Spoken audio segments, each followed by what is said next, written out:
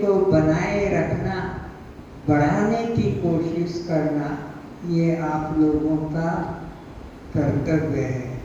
इस निष्ठा को अगर छोड़ दिया और पुराने उसी साधन में लग गए तो कल्याण का मार्ग तुम अपने हाथों से रोक दो।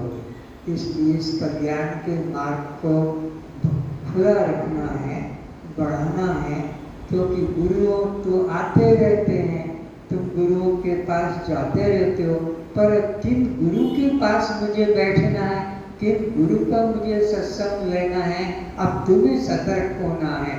किन गुरुओं से दूर रहना है, बच के रहना है, और किस गुरु को हमें धारण करना है, जो तुम्हारे देह भाव को कुचल दे, देह भाव से खोखला कर दे, हानि कर दे और आत्मा भाव जागृत करा दे, उसको ही स्वीकार करना है। इसलिए हर गुरु को सुनना यह धर्म नहीं, वो अपने अपने ढंग से कहेंगे, क्योंकि सब तरह के अधिकारी हैं। कोई मलदोष वाला है, कोई विक्षेप दोष वाला है, कोई आवरण देश वाला है। तो मल दोष वाले को तो वो यही कर्म उपासना सिखाएंगे, विक्षेप दोष वाले को ध्यान साधना सिखाएंगे, लेकिन आवरण दोष है जिसकी बुद्धि पर, उसको तो केवल शुद्ध आत्मज्ञान के अतिरिक्त अन्य किंचित भी शब्द कानों में प्रवेश नहीं होने देना चाहिए। ग्रंथ भी पढ़े तो वही ग्रंथ पढ़े जिसमें शुद्ध ब्रह्म ज्ञान के अलावा और किसी न कर्म की चर्चा हो न उपासना की, क्योंकि वो क्लास तुम ऊपर उड़ गए हो, उस क्लास से ऊपर चढ़ गए हो। कॉलेज में जाने को फिर हाई स्कूल की पुस्तकों को पढ़ने की, प्राइमरी पुस्तकों को पढ़ने की जरूरत नहीं, अब तो कॉलेज में जाना है। और कॉलेज में भी जाते हैं तो उसमें फिर 4 सब्जेक्ट होते हैं, उसमें से भी फिर एक सब्जेक्ट में डिग्री लेते हैं, बाकी 3 सब्जेक्ट को छोड़ देते हैं। तो इस तरह से आप ज्ञान को वो अंतिम तत्व जाने जिसके द्वारा हमारी यह मुक्ति हमारे हाथ में बनी रहे। तुम तो समझ चुके हो मुक्ति कोई पानी का पदार्थ नहीं है। संसार के सब पदार्थ तुमसे दूर हैं, उनको पाने के साधन करना पड़ता है। या तो प्राप्ति करते हो संसार के पदार्थों को पाने के लिए, या नहीं मिलता है खोजने से ढूंढने से तो उत्पत्ति करते हो। कर्म का कर्ता कर्म से 5 प्रकार के लाभ उठाता है। पाने की चेष्टा करता है, प्राप्ति नहीं हुई तो उत्पत्ति करता है, उत्पत्ति के बाद में भी वह उसके अंदर विकार उत्पन्न करता है, विकार के बाद में संस्कार देता है और उसके बाद में फिर नाश करता है। कर्म का कर्ता कर्म से 5 प्रकार के लाभ लेता है। जैसे खेती करने गेहूं नहीं मिला, चावल नहीं मिला, चना नहीं मिला, बाजार में नहीं मिला, तो खेत में उत्पत्ति करते हैं।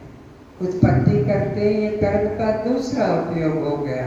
पहले प्राप्ति की और फिर उसको बोया, उत्पत्ति की, फिर उत्पत्ति करके धान को कूटना पड़ता, विकार, गेहूं को पीसना पड़ता है, चने को पीसना पड़ता है, मक्का को, यह विकार रूप परिवर्तन होता है। उसके बाद में फिर संस्कार, उसको पकाया जाता है, उबाला जाता है, पीसकर उसको पकाकर खाया जाता है। और उसी तरह जब देखा कि बासी हो गया, सड़ गया, उपयोग में नहीं आता तो उसको नाश कर देते हैं। कर्म का कर्ता बस ये 5 ही काम करना जानता है, छठा कर्म के अंदर कोई उपयोग ही नहीं है। अब परमात्मा के संबंध में भक्त को क्या करना पड़ता है इसमें समझे। तो कर्म का कर्ता संसार में 5 प्रकार की साधना उपयोग करता है। पर परमात्मा की तरफ जाने वाले को न प्राप्ति कर्म करना है, न उत्पत्ति कर्म करना है, न विकार कर्म करना है, न संस्कार कर्म और न नाश कर्म करना पड़ता। क्यों? अभी से समझे। परमात्मा के लिए कर्म का करता तो पहले प्राप्ति का साधन करता है। बाजार गया, खरीद कर ले आया, तो कर्म प्राप्ति का साधन बन गया। तुम मंदिर जाकर, तीर्थ जाकर परमात्मा को प्राप्त नहीं कर सकोगे। तो परमात्मा की प्राप्ति के लिए कहीं बाहर जाने की जरूरत, संसार की वस्तु पाने के लिए तुम्हें बाजार जाना है, नगर में जाना है, कहीं दूसरे शहर में जाना है जहाँ वो मिलता है, क्योंकि वो वस्तु एक देशी है। जो एक देश में है, एक गांव में, एक नगर में है, वहाँ जाकर उसको लेकर आना पड़ता है। लेकिन परमात्मा के लिए तो शास्त्र कहता है हरि व्यापक सर्वत्र समाना। तो जो सर्वत्र आकाश की तरह सर्वत्र फैला हुआ है, परिच्छिन्न नहीं है, तो अखंड परमात्मा के लिए, सर्वव्यापी परमात्मा के लिए कहीं जाने की जरूरत नहीं। ये बात समझो।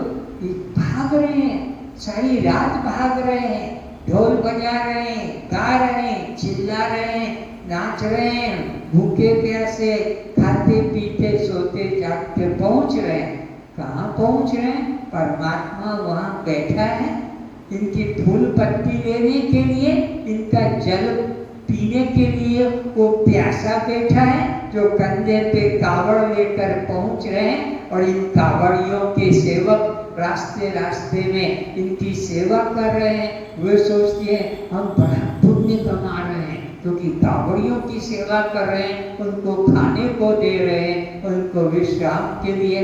ये सब मूर्खों का संप्रदाय है।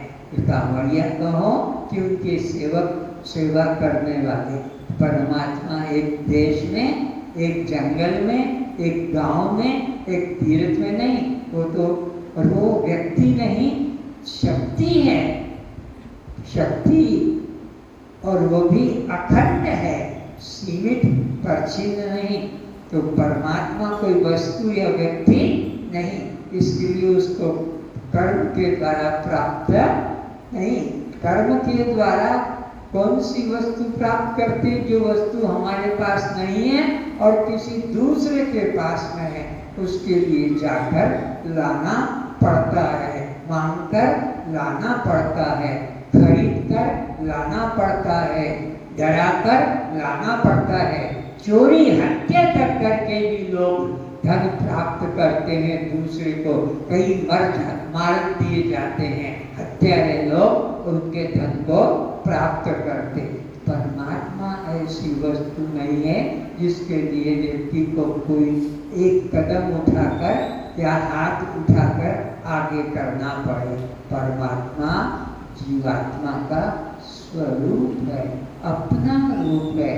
अपने को पाने के लिए कहीं जाने की जरूरत नहीं। नंबर 2, उत्पत्ति। उत्पत्ति कहाँ करना पड़ता है? जो पहले नहीं था उसकी फिर उत्पत्ति करो।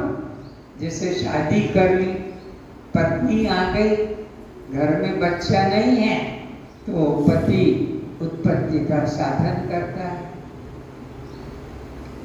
एक बात और याद आ गई, गाय का गर्भाधान कराने जाना महापाप है।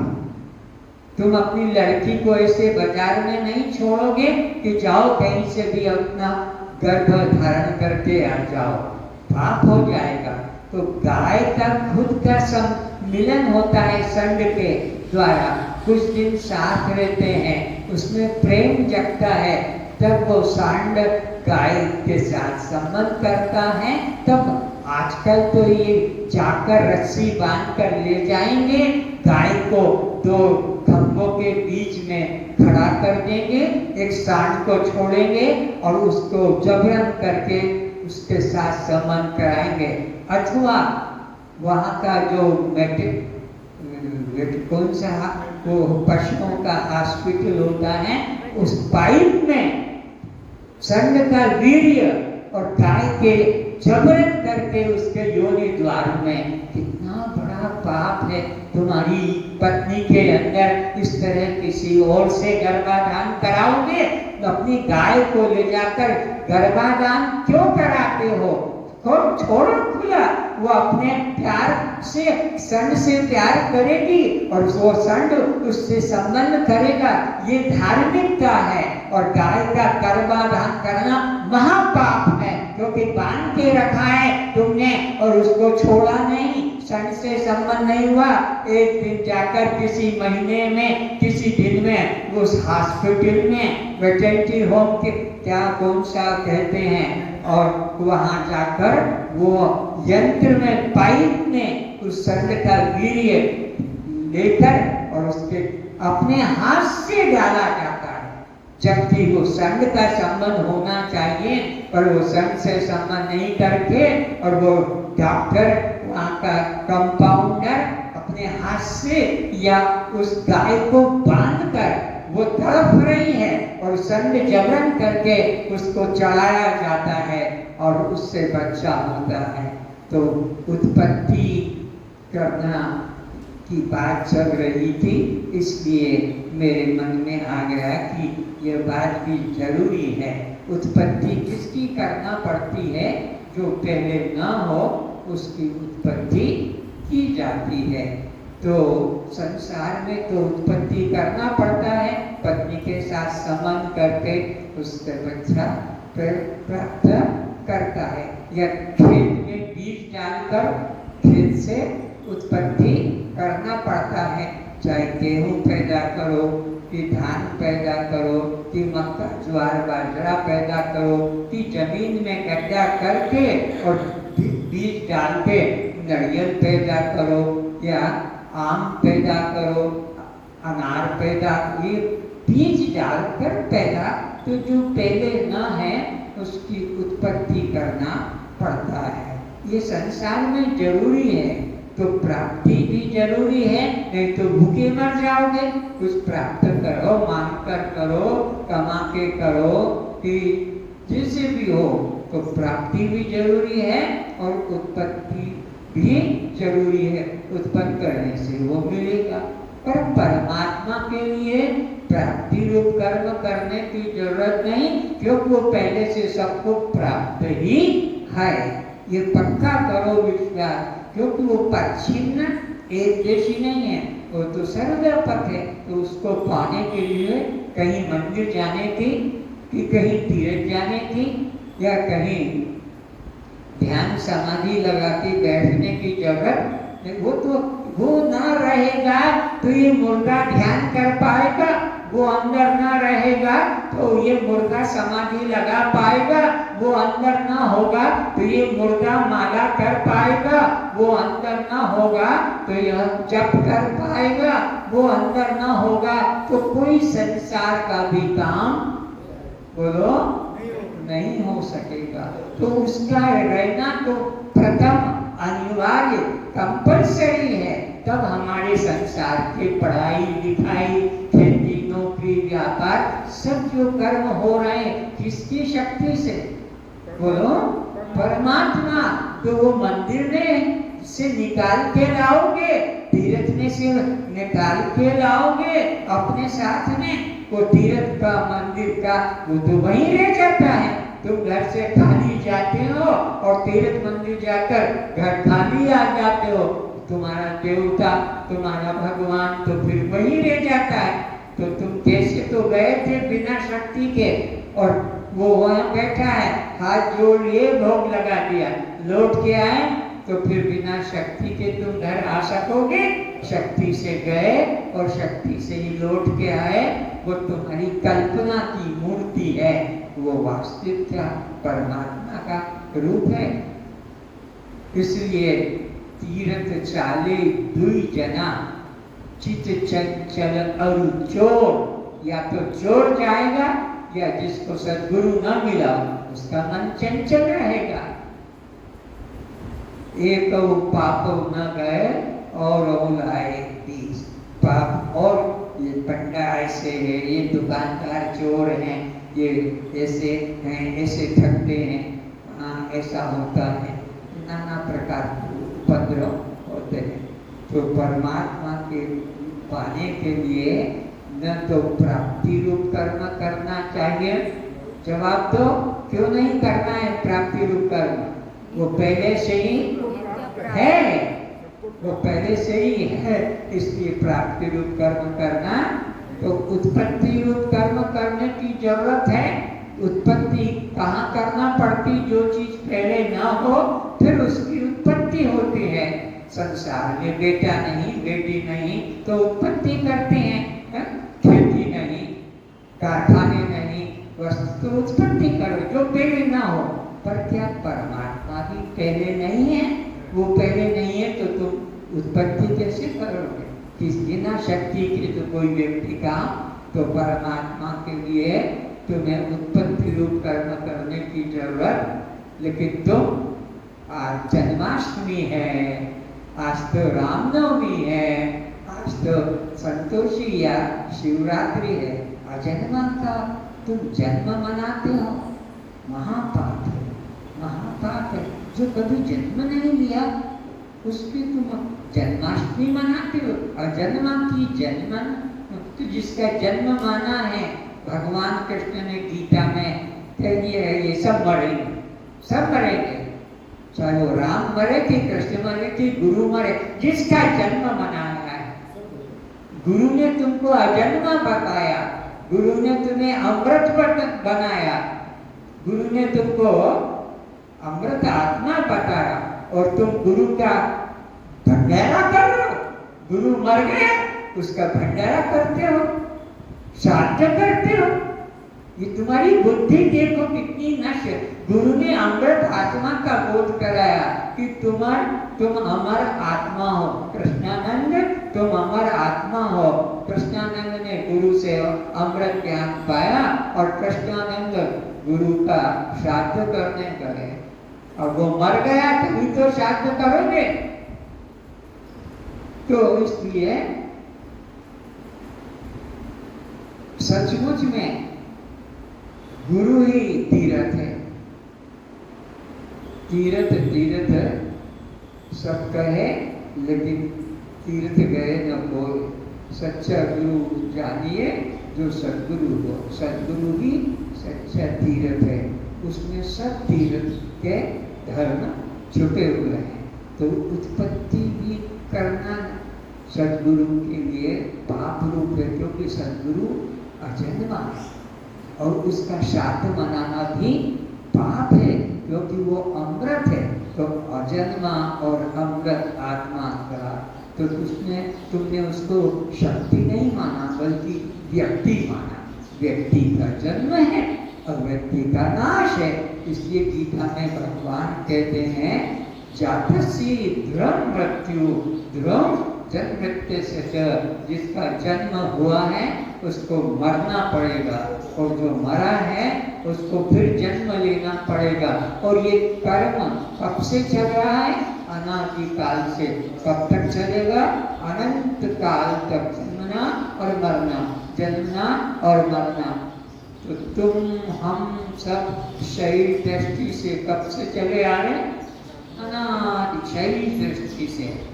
लेकिन जो अंदर है चैतन्य जीव, उसका तो कभी जन्म नहीं कि कभी मृत्यु नहीं।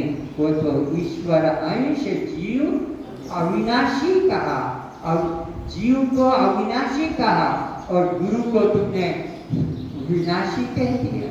गुरु का श्राद्ध कर रहे हो, गुरु का भंडारा कर रहे हो, गुरु का जन्म दिवस मना रहे हो, जबकि ईश्वर अंश जीव अविनाशी। और गुरु को साक्षात परम ब्रह्म कहा। गुरु साक्षात परम ब्रह्म। तो कर्म के कर्ता को कितने प्रकार के साधन करना होता है?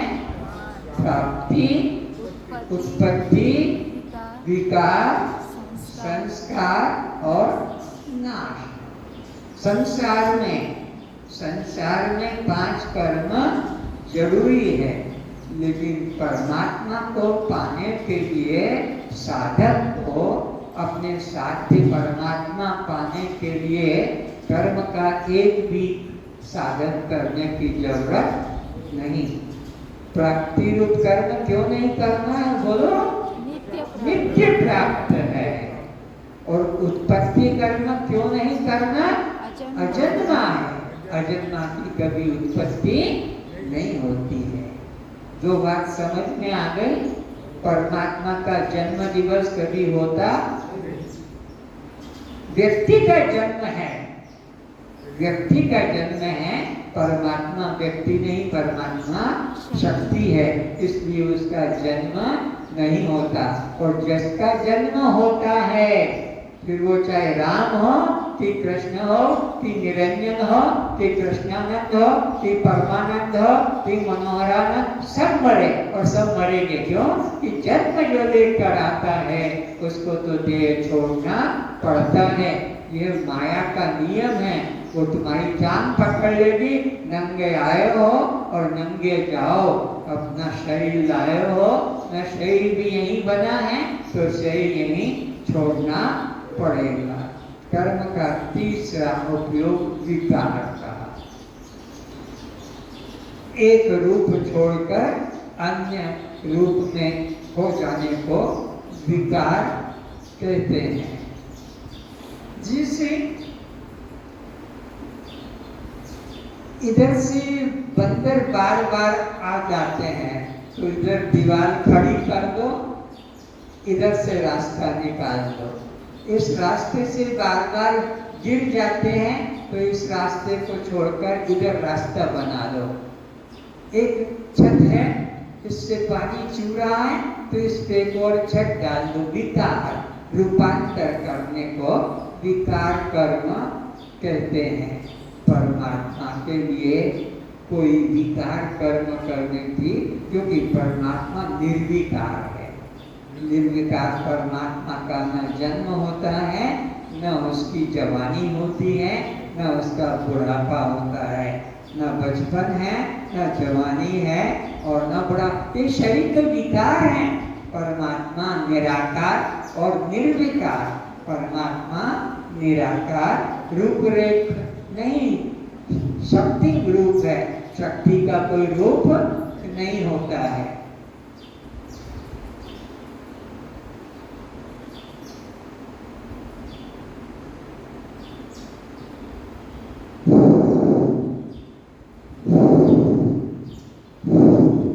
ये रुमाल स्थिर क्यों नहीं, हिल क्यों रहा?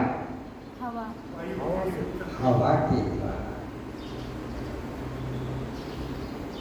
रुमाल तो देख लो और हवा से हिल रहा है। जरा हवा को देख के बताओ, बोलो, दिखेगी? क्यों? शक्ति, शक्ति का अनुभव किया जा सकता है, दर्शन नहीं। ये फल दूंगा, आम, अंगूर, संतरा, कैसा लगा? खट्टा खट्टा, मीठा मीठा। अच्छा, तो आम को तो दिखा दिया, संतरे को दिखा दिया, नींबू को दिखा दिया, फल को, रूप को। खट्टे को दिखाओ, मिठास को दिखाओ। तो बोले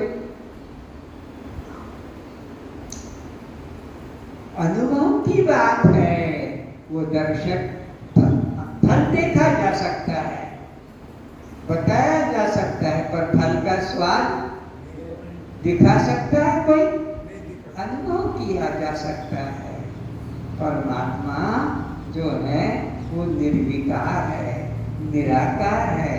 अनुभव करने की चीजें साकार को दिखाया जा सकता है, रुमाल को दिखा सकते हैं, फल को दिखा सकते हैं।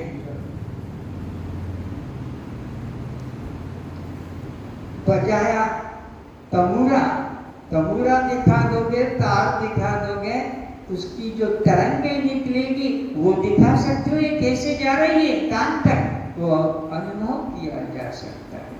समझ में आ रहे हैं ना? तो आकार का दर्शन होता है पर निराकार का अनुभव किया जाता है। तो परमात्मा क्या है? रूपरेख नहीं, निर्गुण निराकार है।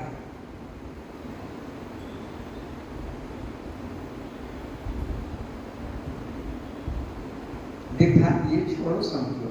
बिनु पद चलहि सुनई बिनु काना, और कर बिनु कर्म करई विधि नाना। आनन रहित सकल रस भोगी, और बिना जिह्वा वक्ता बड़ जोगी। तन बिनु परस नयन बिनु देखे, और ग्रही घ्राण बिनु वास अशेष।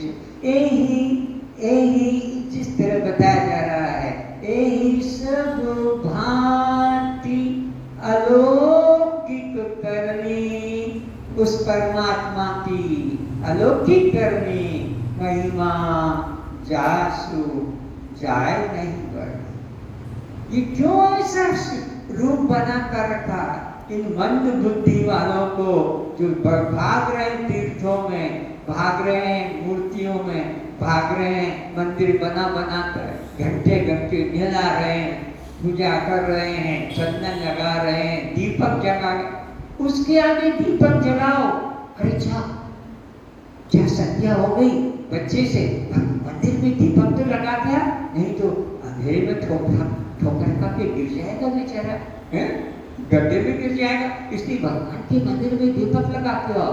अरे तुम्हारी आंखों के अंदर वो विकार है, पर इसकी आंख को तो देखो सफा है।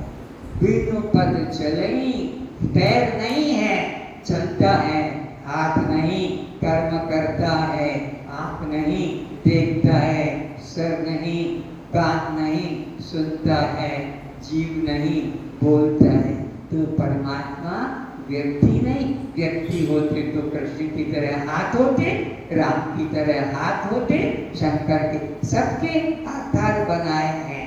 लेकिन ये निराकार का प्रतीक है, शिवलिंग भी निराकार का प्रतीक है, उसके नहीं है। तो परमात्मा कैसा है? निर्गुण निराकार है, इसका विकार कभी होता नहीं। तो परमात्मा व्यक्ति नहीं, कौन है परमात्मा? शक्ति है। और तो शक्ति का दर्शन होता है कि अनुभव? बोलो। और तुम किस में लगे हो? चलो मंदिर दर्शन करने, आज शिवरात्रि है, चलो आज जन्माष्टमी है, अरे चलो मंदिर में दर्शन करने, राम, हाँ आज राम जन्म है, आज संतोषी का है, आज दुर्गा का है। ये व्यक्ति है कि शक्ति है? जिसका जन्म है वो व्यक्ति है कि शक्ति है? व्यक्ति। परमात्मा व्यक्ति है कि शक्ति है? शक्ति।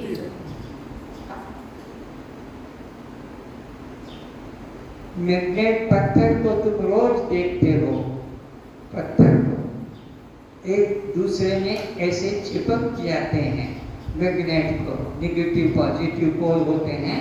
लेकिन समझो उस बात को कि उस मैग्नेट को तो देख रहे हो, निगेटिव भी बता देते हो, पॉजिटिव भी बताते हो कौन सा पोल है, लेकिन उसकी शक्ति को बता सकते हो? वो जो खींच रही है दोनों को आपस में, या चिपक के पकड़ के है। मैग्नेट को देख रहे हो, पत्थर को देख रहे हो, पर शक्ति को, तो शक्ति का दर्शन होता है कि अनुभव?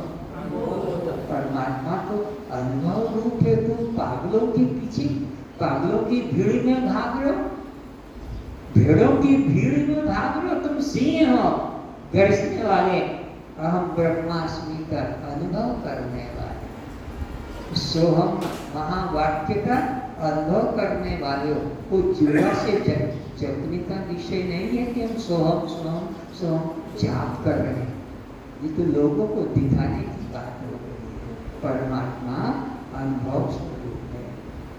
तो कर्म के कर्ता कर्म से कितने प्रकार के फल लेते हैं? 5। एक तो बोलो, प्राप्ति, दूसरा, उत्पत्ति, तीसरा, विकार, चौथा, संस्कार, पांचवा। नाश। परमात्मा को पाने के लिए प्राप्ति रूप कर्म क्यों नहीं करना पड़ता? वो पहले से ही। नंबर 2, उत्पत्ति क्यों नहीं करना पड़ती? तो जन्म है।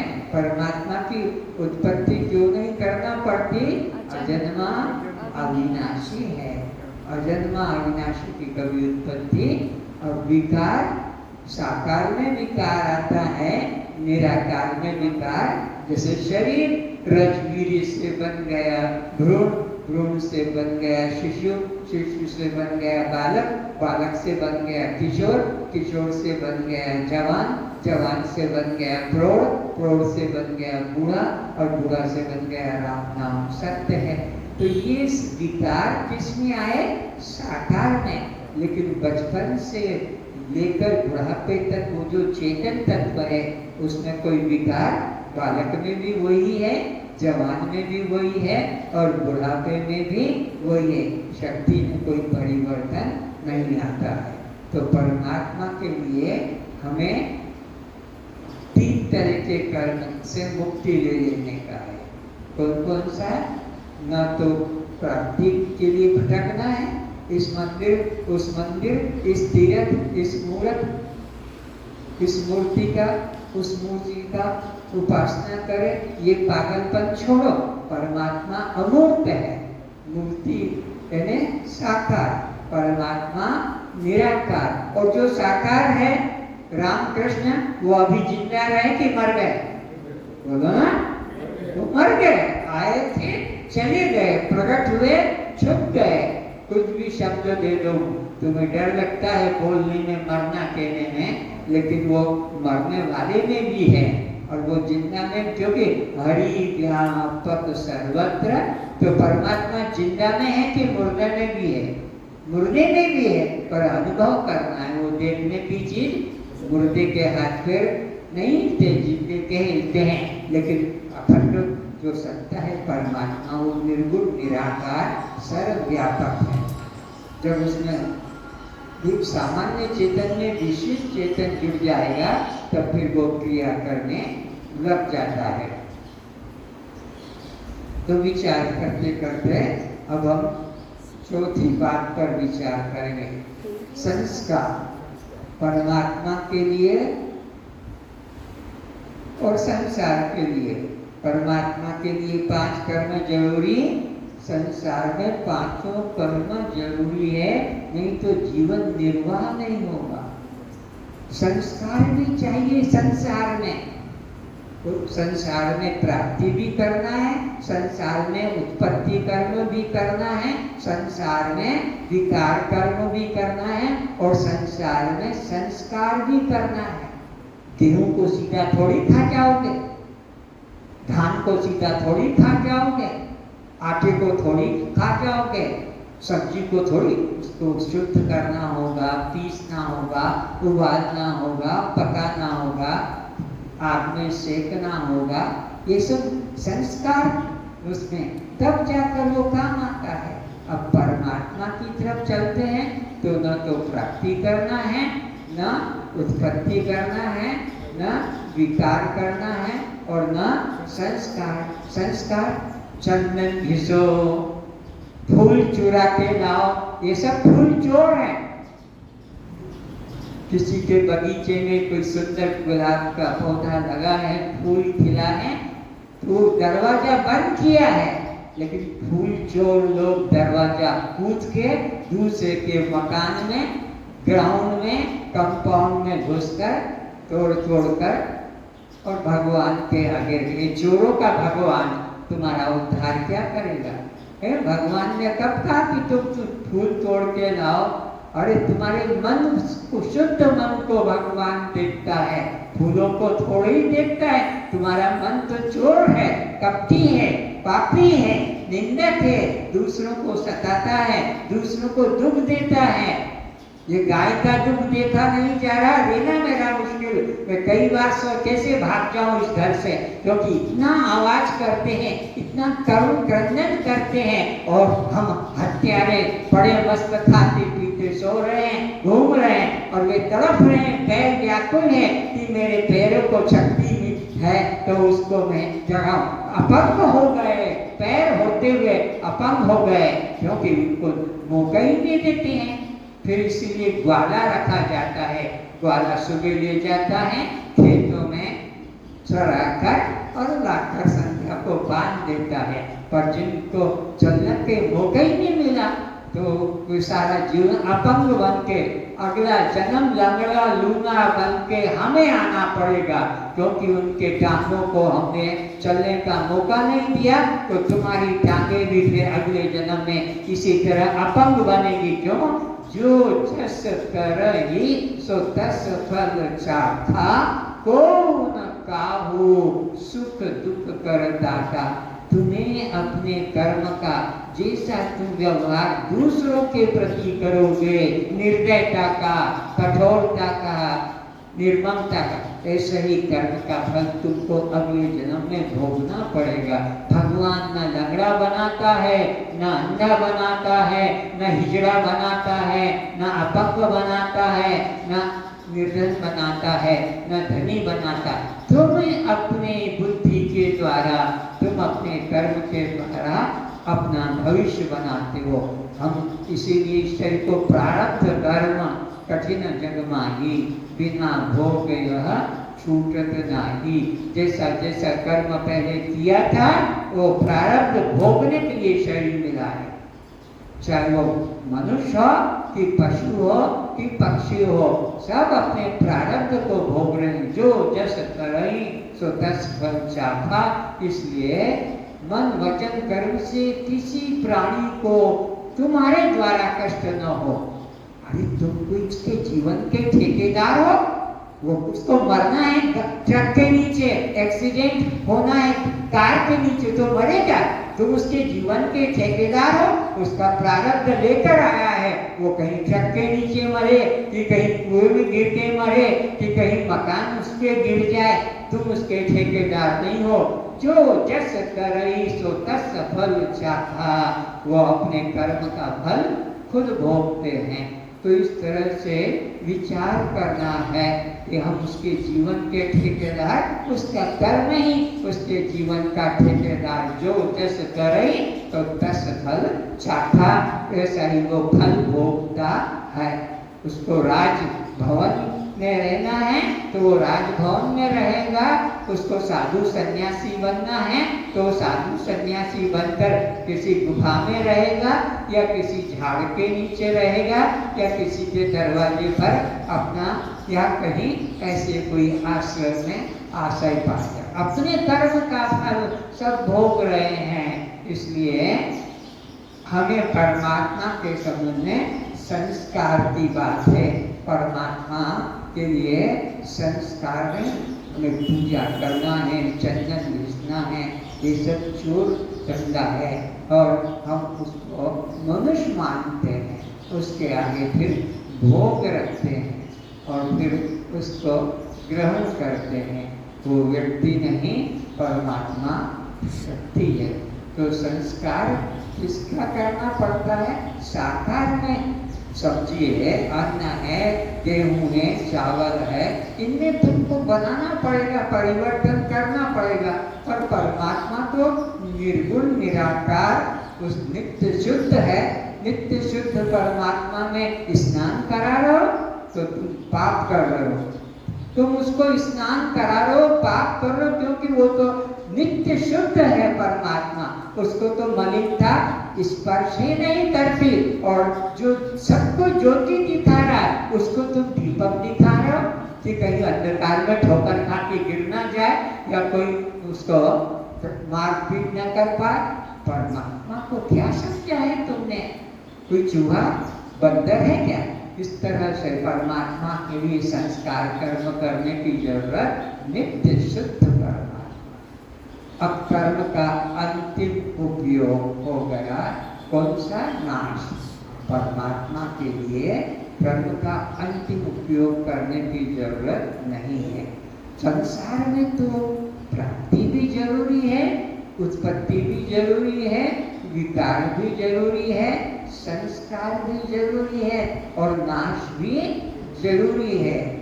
अभी नाखून काटना पड़ेगा, बाल दाढ़ी बढ़ गए, मुंह में जा रहे हैं खाने में तो काटना पड़ेगा।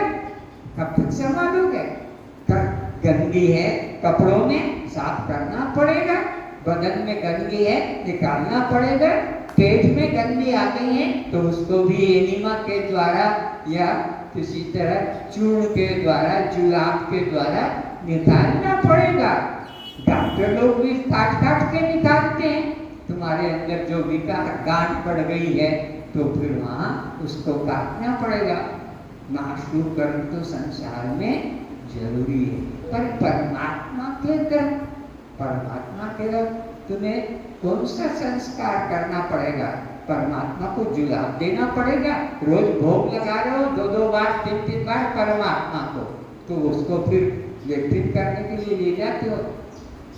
बहुत ध्यान से सुनना। हमको कमरा है और कमरे के पास में ही लिखा हुआ है शौचालय। शौचालय किस लिए? ताकि तुमको जंगल दूर जाना।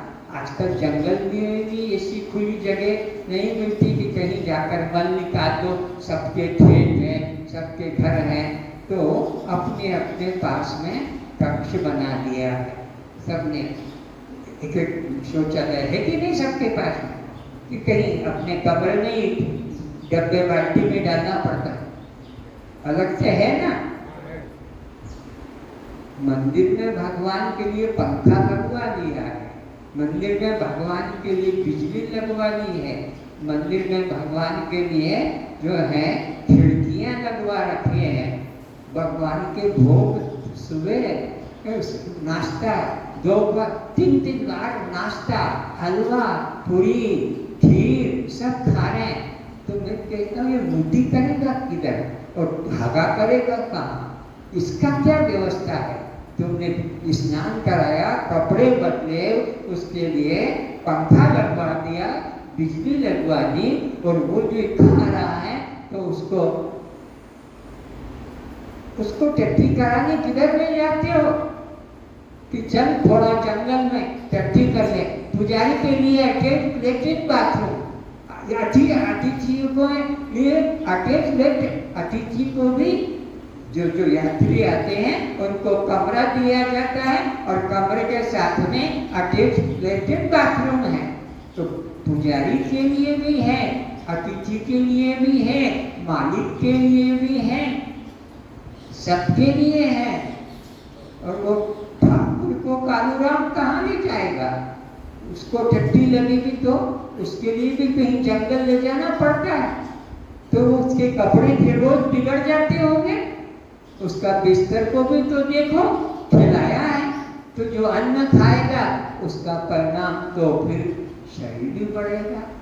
अन्न नहीं खाएगा तो शरीर, तो उसका वजन बढ़ता है।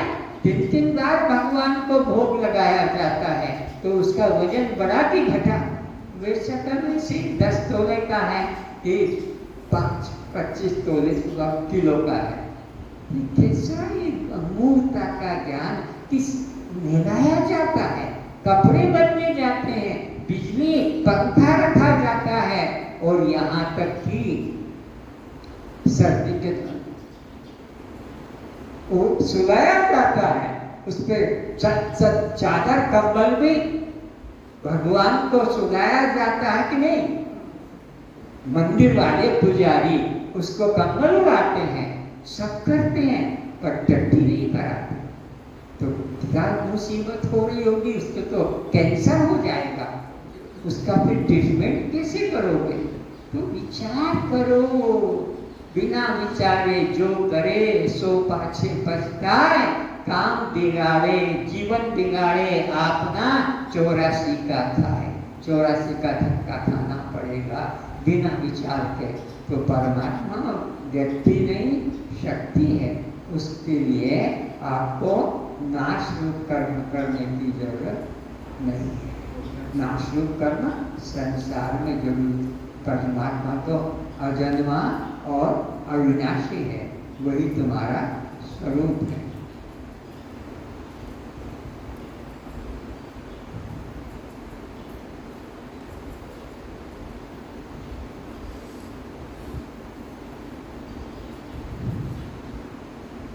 एक बहुत तो बात क्या करनी है कि परमात्मा के लिए नाश योग कर्म करने की जरूरत, परमात्मा तो अजन्मा अविनाशी है। तो 5 कर्म किसके लिए जरूरी है? संसार के लिए 5 कर्म परमात्मा को एक भी कोई 5 में से साधन करने की जरूरत। परमात्मा अजन्मा अविनाशी है तो वहाँ नाश करने की जरूरत नहीं है। संसार में सब जरूरी है। एक परिवार था, बहुत दानी, हर दुखी को सत्संग, हर दुखी को मदद, किसी को कपड़े की, किसी को अन्न की, किसी को जल की, किसी को रक्त की। बहुत गांव के श्रद्धालु लोग उस पर विश्वास करते थे। पर दुख उसके घर में एक क्या था कि 13 वर्ष का लड़का जन्म से बोला नहीं, गूंगा, वाणी आई नहीं, अम्मा पापा पानी कुछ नहीं बोलता था। बहुत दुखी परिवार। सारे गांव उससे मदद लेते थे, सारे गांव वाले उस पर श्रद्धा करते थे। घटना क्या घटी कि शंकराचार्य जी धर्म प्रचार के लिए, वेदांत प्रचार के लिए यात्रा पे निकले थे। तो उस गांव में से भी निकल के जा रहे थे। गांव वालों को पता लग गया था तो सड़कें साफ की जा रही थी, रोड को शुद्ध किया जा रहा था। किसान और कोई मिनिस्टर आता है तो साफ करते ना, सड़कें कर लेते हैं रास्ता। तो शंकराचार्य जी आ रहे हैं, उनके साथ शिष्य भी 4 थे, तो उनको सबके लिए रास्ता साफ किया। तो कहा उस व्यक्ति से कि कल शंकराचार्य जी इधर से निकलेंगे, तुम अपने बच्चे को लेकर उनके सामने जाना, तो उनकी दृष्टि पड़ जाएगी, तो वो बच्चा बोलने लग जाएगा। शंकराचार्य तो शंकर का अवतार ही माने जाते, वेदांत के प्रचारक थे। तो गांव वालों के कहने से अपने पति पत्नी बच्चे को लेकर गए और शंकराचार्य जी जिस रास्ते से आते थे उसके सामने साष्टांग लेट गए और बच्चे को भी लेटा दिया। तो पूछा तुम कौन हो, यहाँ कैसे आए? बोले महाराज हम इस गांव के पंडित हैं और इस तरह से गांव में रहते हैं। तो आप इस रास्ते से कल निकलेंगे, ये गांव वालों से हमें खबर मिल गई, तो दर्शन के लिए आए हैं। कि बच्चे को क्यों लेटाया? महाराज ये जन्म से आज तक कभी बोला नहीं, आपकी कृपा दृष्टि हो जाए तो ये बोलने लग जाए। उस बच्चे से पूछा उठे, वो बच्चा उठा। तू कौन है? उसने जो बच्चे ने जन्म से ना आ ना ई कहा, उसने ये सब कहा। एक कागज सबको दे दो।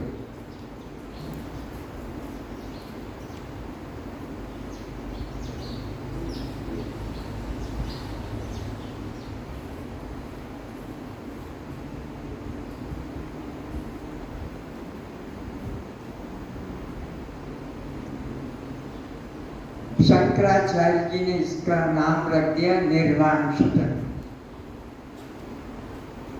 सब लोग इसको मेरे साथ पढ़ेंगे, तुम भी पढ़ना, हिंदी में है। मनोबुद्धि अहंकार चित्तानि नाहम्,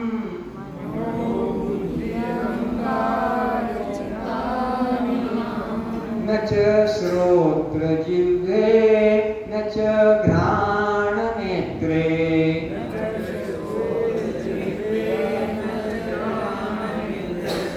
च व्योम भूमि न तेजो न वायु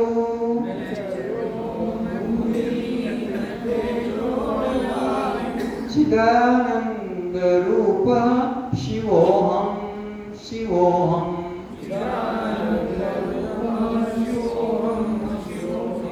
न च प्राण संज्ञो न वै पंचवायु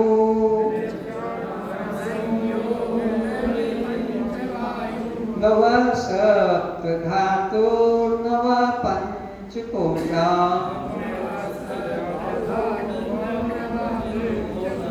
न वाक्पाणिपादं न चोपस्थपायु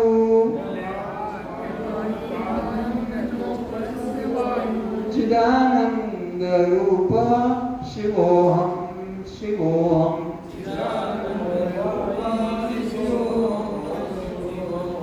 ये कौन वाणी से बोल रहा है? जो बचपन से जिसने कभी माँ बाप पानी दूध कुछ नहीं बोला, वो ये शंकराचार्य अपने शिष्यों से कहती है नोट करो, कोई वाक्य भूल ना हो जाए, सब लिखो। ये ब्रह्म का साक्षात्कार कराने वाले वाक्य हैं। बिना साधन के, बिना माला के, बिना ध्यान के, बिना जप के, बिना पूजा पाठ के सीधे परमात्मा का अनुभव कराने वाले ये वाक्य हैं। शंकराचार्य जी ने अपने शिष्यों को लिखने को कहा। क्या कहा कि ये सब तुम नोट करो। इसका सार बताता हूँ। न मैं मन हूँ, न मैं बुद्धि हूँ, न चित्त हूँ, न अहंकार हूँ। मनोबुद्धि अहंकार, पहली लाइन। मनोबुद्धि अहंकार चित्तानि नाम। न मैं कान हूँ, न मैं त्वचा हूँ, न मैं आँख हूँ, न मैं जीवा हूँ। ये 5 ज्ञानेंद्रिय भी मैं नहीं हूँ। इसी प्रकार ये पंचभूत आकाश, वायु, तेज और जल और पृथ्वी, ये भी मैं नहीं हूँ। फिर क्या हूँ? चिदानंद रूप शिवोहम शिवोहम। मैं तो चैतन्य स्वरूप आत्मा हूँ। चिदानंद आनंद स्वरूप आत्मा हूँ। कल्याण स्वरूप शिव स्वरूप आत्मा हूँ। ये परिचय वो बच्चा दे रहा है। शंकराचार्य को आनंद आ रहा है कि ये छोटा बच्चा अभी 13 साल का और इस तरह से का अनुभव प्रकट करता जो बड़े बड़े योगी त्यागी सन्यासियों को, ध्यानी ज्ञानियों को भी नहीं है। इसलिए आगे वो बच्चा कहता है न मैं प्राण हूँ, न प्राण के 5 भेद हूँ और न भूख प्यास मेरा धर्म है, न 7 धातु। ये पिता माता से, रजगीरी से, अन्न से, रक्त से, मांस से जो 7 धातु से शरीर बनता है, ये सप्त धातु वाला शरीर भी मैं नहीं हूँ। मैं 5 कर्मेंद्रिय वाक पाणी पाद उपस्थ और गुदा, ये भी मैं नहीं हूँ। तो फिर तू क्या है? ये तो बता। तो चिदानंद रूप शिवोहम शिवोहम। मैं तो कल्याण स्वरूप, आनंद स्वरूप आत्मा हूँ बस। और कोई भी इंद्रिय के धर्म को स्वीकार नहीं करता है। पर धर्मो भयावह, ये पाप रूप है। अनात्मा के धर्म को अपना मानना और हम उसी में जी रहे हैं। साधु कपड़े पहनकर, सन्यासी बनकर, ब्रह्मचारी बनकर और हम अपना वही भाव की मैं तो ब्राह्मण हूँ, मैं तो क्षत्रिय हूँ, या मैं तो हिंदू हूँ, या मैं और बंगाली, मारवाड़ी, गुजराती हूँ। ये सब पाप रूप है। कोई धर्म स्वीकार नहीं किया। फिर कहता है आगे न मे द्वेष रागो न मे लोभ मोहो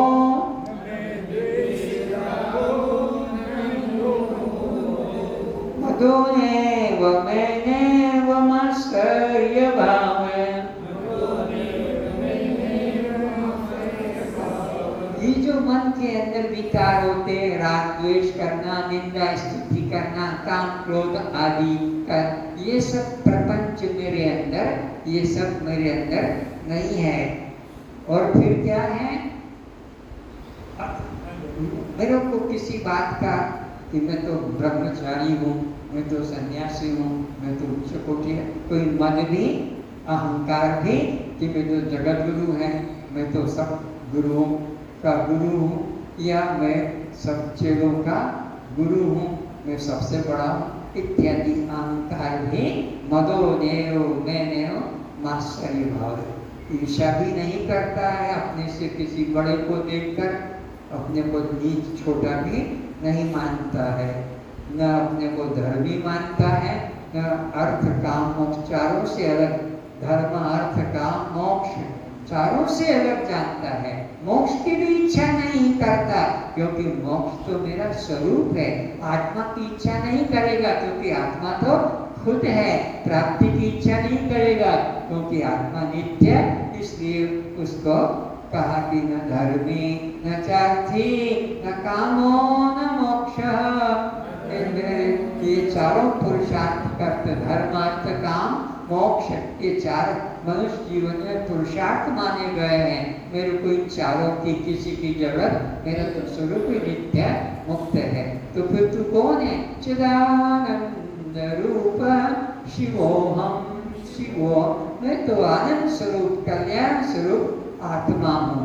अब आगे कहता है न पुण्यम न पापम न सौख्यम न दुखम,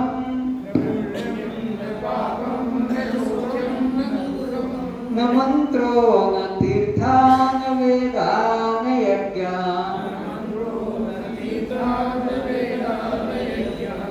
न मुझे पुण्य छूता है, न मुझे पाप छूता है, न मुझे किसी प्रकार के आनंद सुख की इच्छा है, न मुझे दुख लगता है किसी प्रकार, न मुझे मंत्र जाप करना पड़ता है, और न मुझे तीर्थों में मूर्खों की तरह भ्रमण करना पड़ता है, और न मुझे वेद की जरूरत है, न स्वाहा स्वाहा स्वाहा यज्ञ की भी जरूरत। ये अज्ञानी लोग अपने इष्ट को, अपने इच्छित पदार्थ को पाने के लिए किसी अन्य देवता की उपासना की, इंद्र की उपासना करेंगे, इंद्र का नाम का यज्ञ करेंगे तो मुझे बेटा दे देगा, मुझे परीक्षा में पास करा देगा, सरस्वती की उपासना।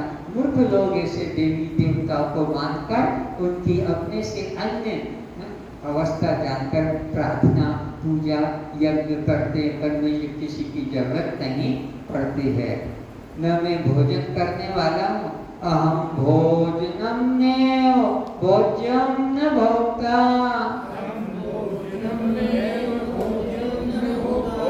ये भोजन करना, ये भोग पदार्थ और ये भोक्ता जीव, ये भी मैं नहीं हूँ। ये सब जीव के धर्म है, इंद्रियों के धर्म है, प्राण के धर्म है, मैं इनसे अलग हूँ। तो फिर तू कौन है?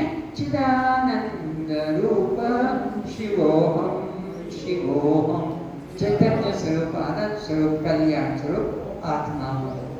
आगे फिर कहता है न मे मृत्यु शंका न मे जाति भेद,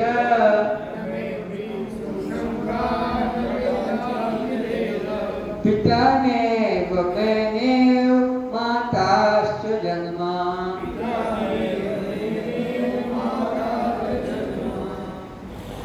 मेरे को मृत्यु का भय नहीं है। मृत्यु का भय किसको लगता है? जिसको जन्म है, जिसने अपने को उम्र वाला 25 साल 50 साल 60 साल उम्र जो जानते हैं, उम्र गिनती रहते हैं, ये मेरा 50वां साल है, ये 65वां साल है, ये 25वां है, इनकी मरेगा, इनकी मौत आएगी। मेरा तो जन्म ही नहीं, मैं तो अजन्मा हूँ, तो इसलिए मुझे मृत्यु का डर भय चिंता नहीं। और न मेरे में जाति भेद है कि मैं हिंदू हूँ कि ब्राह्मण हूँ कि क्षत्रिय हूँ कि वैश्य, चारों जाति भी मेरे अंदर अज्ञानी लोगों के लिए कल्पना किए। गीता के 18 अध्याय के 40-41 श्लोक में ब्राह्मण के लक्षण, क्षत्रिय के लक्षण, वैश्य के लक्षण और शूद्र के लक्षण है। मैं चारों जातियों के अहंकार से अलग हूँ। फिर कहता है पिता नेव मैंने माता, मेरा कोई पिता ही नहीं, क्योंकि मेरा जन्म नहीं तो मेरा कोई पिता, और जब जन्म नहीं तो माता भी मेरी कोई नहीं, इस तरह से अपना स्वरूप कहते हैं। जब मेरा पिता माता नहीं तो भाई बहन भी, भाई बहन किसके बनेंगे? इसका भी जन्म हुआ होगा।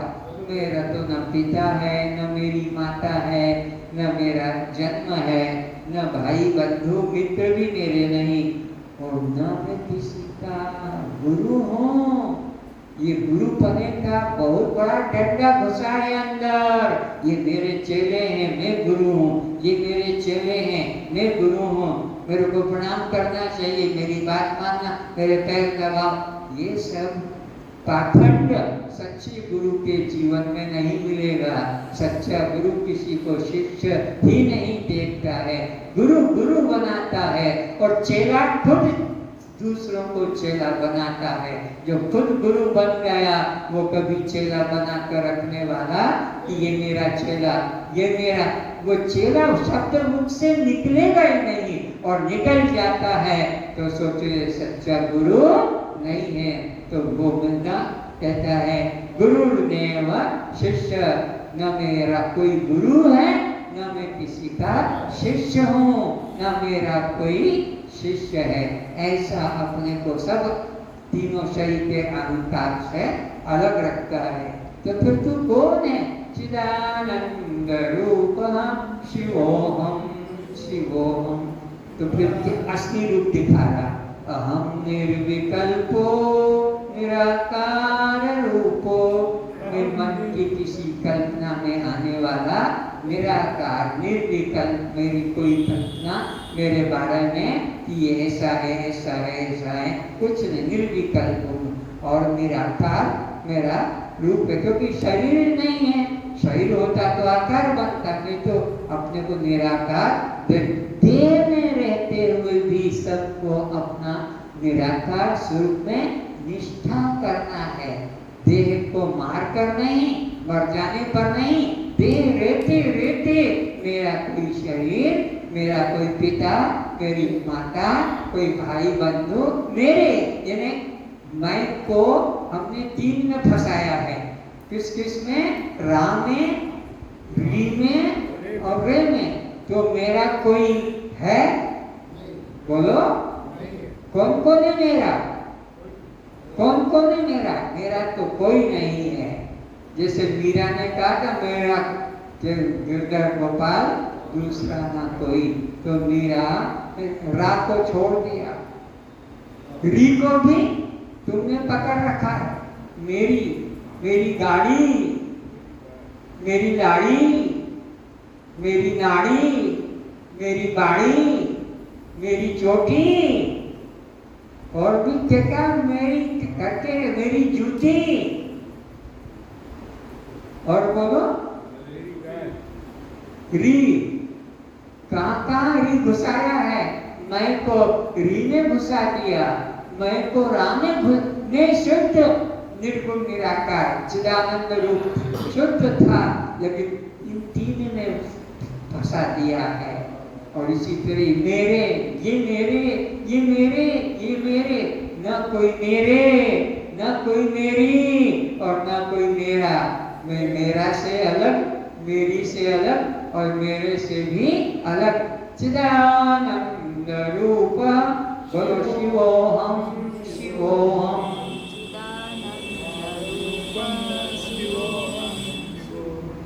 और कैसा है मैं? विभु, एक शरीर में रहने वाला नहीं, आकाश की तरह सर्वव्यापक हूँ, विभु व्याप्त सर्वत्र, और सब इंद्रियों में रहकर इंद्रियों को उनकी शक्ति, देखने की शक्ति, सुनने की शक्ति, सूंघने की शक्ति, चखने की शक्ति, बोलने की, पैरों में चलने की, हाथ, ये शक्ति रूप में मैं सब में सर्वेंद्रियाणाम, समस्त इंद्रियों के अंदर सदा में समत्वम, बोलो न बंधन न मुक्ति। मैं सदा समभाव में रहता हूँ, न मेरे को बंधन है, न मुझे मुक्ति की चाहिए। तो साक्षी मात्र हूँ, बंध और मोक्ष का देखने वाला, सुख दुख को देखने वाला, मैं तो साक्षी मात्र हूँ। चिदानंद रूप शिवोहम शिवोहम शिवोहम शिवोहम। आखिरी में ध्यान से, ना हम मनुष्यो न च देव यक्षो। ये जो मनुष्य, यक्ष, किन्नर, राक्षस, ये सब शरीर योनिया में नहीं हूँ। मनुष्य भी मेरा को मत कहना, स्त्री पुरुष भी मैं, देव किन्नर राक्षस भी मैं नहीं हूँ। न ब्राह्मण, न क्षत्रिय, न वैश्य, शूद्र, चारों को मना कर दिया। न ब्राह्मण, न क्षत्रिय, न वैश्य, न शूद्र। ये प्रसिद्ध जाति मानी गई है, गीता में भी माना गया है 4 जाति। लेकिन ये मेरे रहने के मकान हैं, पहनने के कपड़े हैं। मैं कपड़ों से अलग हूँ, मैं मकान से अलग हूँ, मैं शरीर से अलग हूँ। ना हम ब्रह्मचारी न गृही न वनस्थो।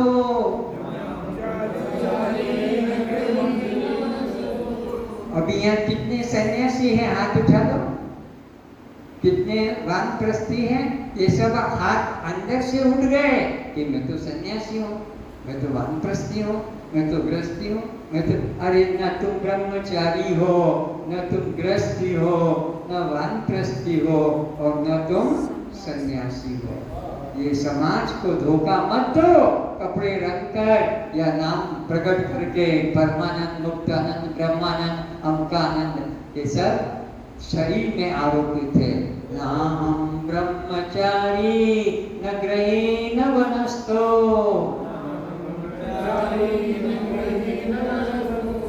भिक्षु न चाहम शिवोहम शिवोहम। भिक्षु का मतलब है सन्यासी। तो मैं सन्यासी भी नहीं हूँ, केवल कल्याण स्वरूप आत्मा। कितना सुंदर अनुभव, सारे वेदांत का सार है उस छोटे से बालक के माध्यम से। कहानी थोड़ा और आगे बढ़ती है। उठ के चले गए वो पति पत्नी और बच्चे को भी ले गए। वो माँ अपनी तरफ खींचे, बाबा एक बार मेरे को बाप कह दे, एक बार मेरे को पापा कह दे, एक बार मेरे को मम्मी कह दे। अम्मा ना अम्मा बोले ना पापा बोले, रात भर खींचते सोते रहे। ऐसे कैसे बच्चे ने उठकर ना पानी मांगा ना खाने को मांगा। सोचा क्या करे, फिर उठ के भागे शंकराचार्य के पीछे उस बच्चे को लेकर। शंकराचार्य तो दूसरे गांव पहुंच गए थे, वो तो चले जैसे कावड़िया चलते हैं, ऐसे वो भी आगे पहुंच गए थे। दूसरे गांव में पहुंचे और फिर प्रणाम किया। अरे तुम क्यों फिर आए? कल तो तुम मेरे पास आकर साष्टांग प्रणाम किया था और तुम अब बच्चे को लेकर घर चले गए थे, क्यों आए? बोले महाराज आपने कल जो अपनी शक्ति के द्वारा इसमें वाणी शक्ति दी थी और इसने जो महावाक्य बोले थे, जो आपने अपने शिष्यों से नोट करवाए कि एक भी वाक्य ना छूटे, सीधा साक्षात्कार कराने वाला है। इस पूरे वाक्य में कोई ऐसा नहीं जिसको उपनिषद पढ़ना पड़े कि गीता पढ़ना पड़े कि वेद पढ़ना। सीधे के सीधे अपने को बोध कराने के अपने से सीधा संबंध बताया, शास्त्र से नहीं बताया। तो कल जैसे शक्ति दी थी, आप महाराज एक शक्ति को अखंड कर दो, ऐसी बनी रहे। अब शंकराचार्य क्या कहते हैं वो सुनो। ये कभी नहीं हो सकता, ये कभी नहीं हो सकता, ये बच्चा कभी बोल नहीं सकता। क्यों? ये गृहस्थी नहीं है, ये योगी है। क्या मतलब? हाँ, ये संसार की भाषा नहीं बोल पाएगा, ये योगी है, बड़ा योगी, इसलिए ये संसार की भाषा नहीं बोलेगा। माँ बाप दूध पानी ये सही रहेगा।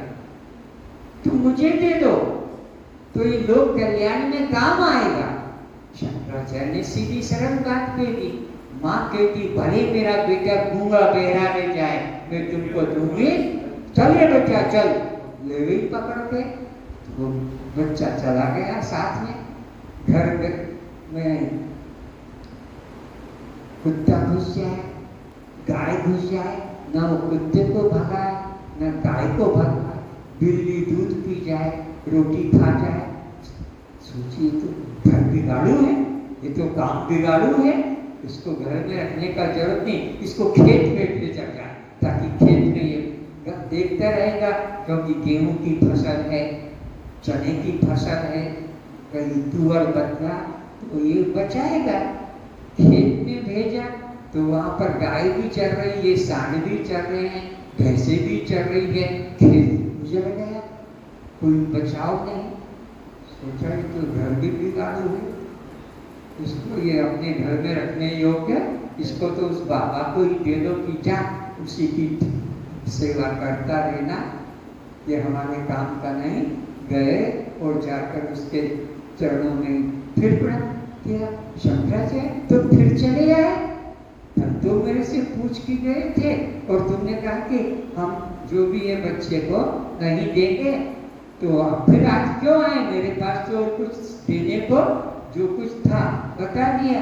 बोले मेरे को ये बच्चा नहीं चाहिए, तुम रखो, ये हमारे काम का नहीं है। बोलिए तो मैंने कहा था कि ये संसारी काम वाला नहीं है, ये तो बड़ा योगी है। ये योगी कैसे कह दिया? अब हमको ये समझाओ, सुनोगे? हाँ। बोला आज से 15 साल पहले तुम कुंभ मेले में गए थे हरिद्वार। हाँ महाराज, आपको कैसे पता लगा? मेरे को तो मालूम है, तुमने इस बच्चे को एक योगी के आश्रम में ऐसे भेजा दिया था कि हम तो नहाने जा रहे हैं गंगा में, इस बच्चे को तुम्हारे साथ में तुम्हारी आसन के सामने रख रहे हैं। वो तो अपने ध्यान में मस्त था और तुमने बच्चे को रख दिया और तुम गंगा में नहाने गए। वहां तो सन्यासियों की मंडली आ रही है, कोई दिगंबर संत है, कोई श्वेतांबर है, कोई पीतांबर, सब संत नहा रहे हैं, आवाज कर रहे हैं। तुम उसको दर्शन को देखने में लग गए, तुम्हारे को एक घंटा बीत गया और तुम देखते रहे। तुम उसके बाद में नहा के जब आए, वो बच्चा वहां पर नहीं था। ए बाबा, योगी को कहा, ए बाबा हमारा बच्चा कहाँ है? जल्दी बताओ, नहीं तो अभी पुलिस आएगी, जूते डंडे मारेगी और बच्चे का तुम्हें छिपाया है क्या? बताओ। अरे बताओ ना, बुलाओ पुलिस को। सोचा कि ये तो मूर्ख लोग हैं, ये तो ऐसा ही करेंगे और वो पुलिस भी मूर्ख है, वो आके मारने पीटने लगेगी, गिरला दबाएगी। तो उन्होंने संत ने कहा यहीं कहीं होगा। बोले यहीं कहीं, हमने देख लिया। तो देखो इधर झाड़ी में कहीं, झाड़ के नीचे कहीं खेल रहा हो। जब वो खुद सन्यासी, वो बच्चा बन गया इन दुष्टों के दुर्गति से बचने के लिए, और वो झाड़ के नीचे से बच्चा उठाया और घर आ गया। ये वो बच्चा है जो योगी था और तुमने अपने बच्चे समझ कर पाला। तो ये संसारी नहीं। तो फिर वो शंकराचार्य का जो है बहुत बड़ा शिष्य बना, उसका नाम अभी याद नहीं आ रहा। हस्तामलक जो भी होगा,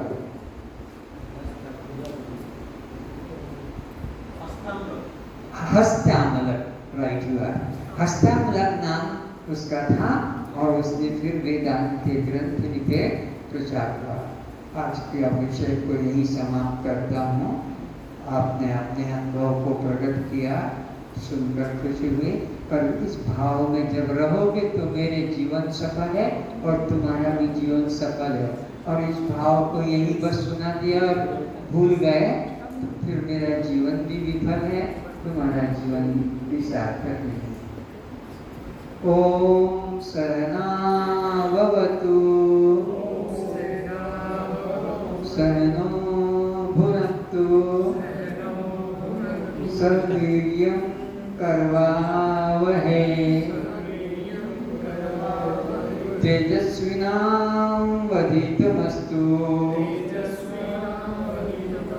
मा विद्विषावहे। हे परमात्मा, हम दोनों साथ साथ रहें, साथ साथ कल्याण का मार्ग अपनाएं, मन वचन कर्म से किसी को कष्ट न पहुंचाएं, दुख न दें, राग द्वेष न करें, मन में लोभ न करें, सब में एक आत्म भाव रखें, ऐसी हम पर कृपा करें। ओम शांति शांति शांति। कस्त्वं